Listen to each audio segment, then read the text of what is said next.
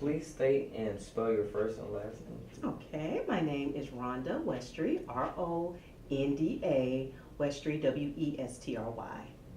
And what is your position and role here at Alabama State? Okay, I am the Director of Academic Center for Educational Success, otherwise known as ACES, and we provide academic support for those students who are academically at risk. Okay. In the advising office, how are students assigned on who are there to speak with prior to taking classes? Okay, very good. So when we identify students, these are students who are either on academic probation or they're students on financial aid probation, meaning that they did not meet satisfactory academic progress. When we receive those reports from the financial aid office or the registrar's office, I immediately just assign them randomly to one of the 6 advisors that we have in the ACES office.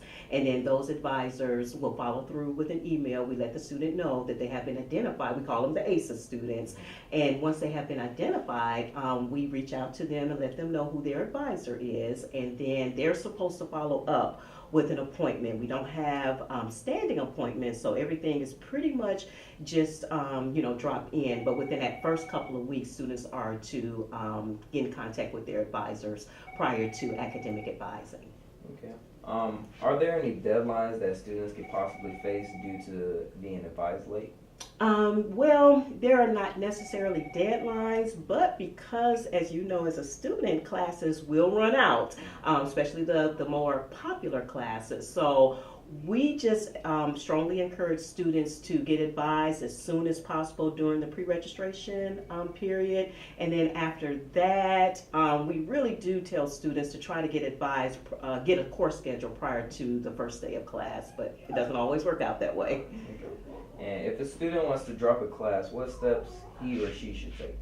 Okay, so if a student needs to drop a class, first of all, as an ACES student, students are not allowed to withdraw beyond dropping add, and a lot of students don't understand the difference between dropping a class and withdrawing from a class. So as long as they are within the first week of dropping add, and that's that first week of registration, students can come to their advisors once again, and then the advisor, will look over their class schedule, because our main thing is that a student doesn't go below 12 credit hours.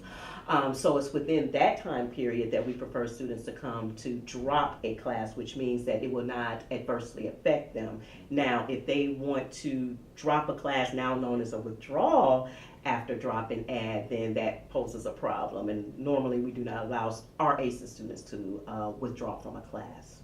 Okay. If a class that a student wants to take but is not offered at the moment, what would be your recommendation? Okay, so when we do academic advising for students, we do try to project the future. We do try to come up with what we call the academic plan to say, okay, well, these are the classes we suggest for this semester, and these are the classes that we suggest for subsequent semesters.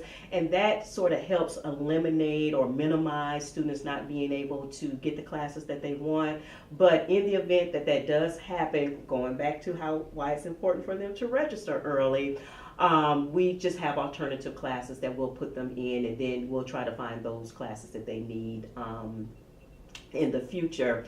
But those classes that we know that they need to progress on, we just do our best to try to find those open areas. And it's challenging for us because a lot of times students have special needs for their course schedule if they're working or if they're in sports. So we really have to work hard around their schedule, and that's the reason why the earlier student pre-register, the better off they are in terms of getting the classes that they need.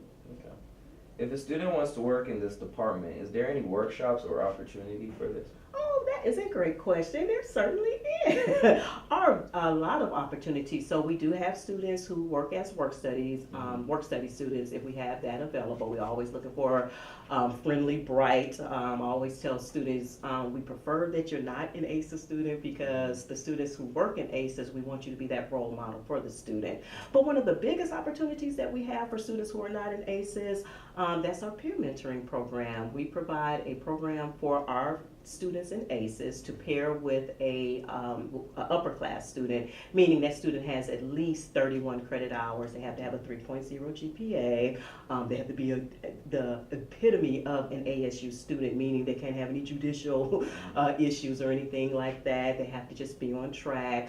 So yes, that's probably one of our biggest opportunities for our undergraduate students. Now, we actually started the peer mentoring about 2 years ago with our bridge program, but as of the fall, we're actually offering it year round. Now, the summer program, students are given a lot of benefits, such as they get a stipend, they get free room, they get their plan paid for. But in the fall and the spring, we just give them a stipend through a 20-hour contract. Okay, perfect. Thank you. That'll be all for today. All right. And thank you for this interview. Oh, well, thank you. I hope you Thank What's you. your name again? I'm sorry. Elaine Went. Elaine Will.